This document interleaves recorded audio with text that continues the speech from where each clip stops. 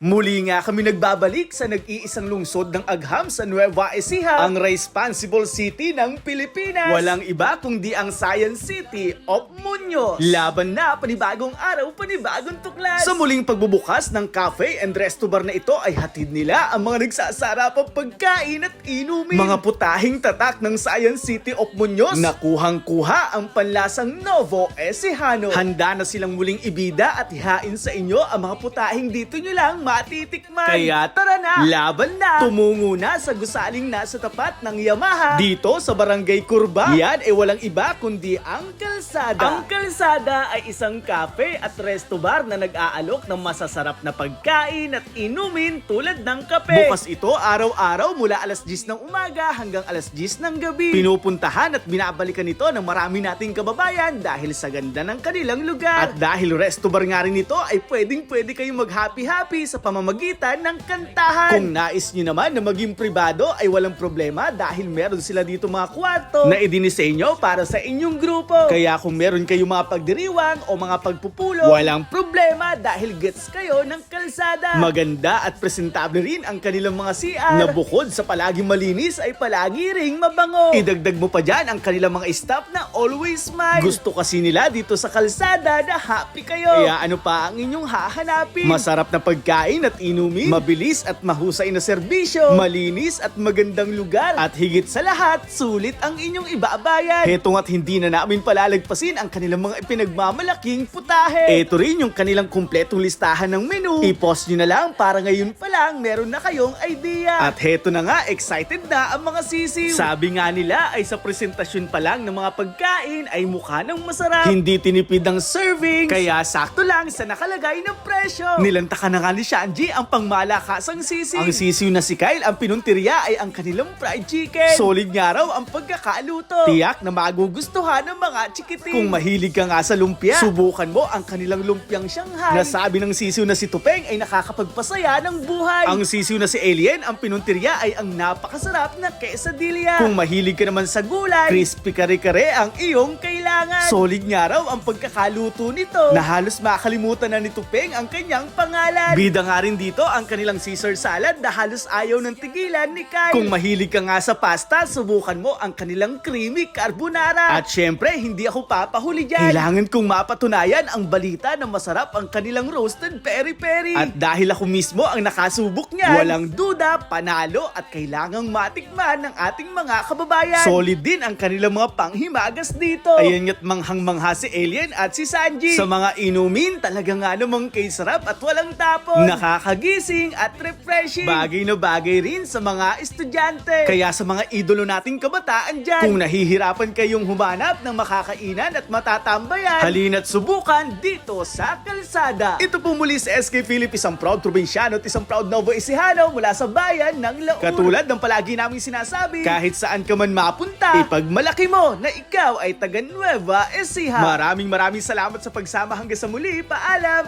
ingat, and God bless. Laban na! Laban na! Panibagong araw, panibagong tuklas. Nueva Ecija, walang katumbas. Proud probinsyano, proud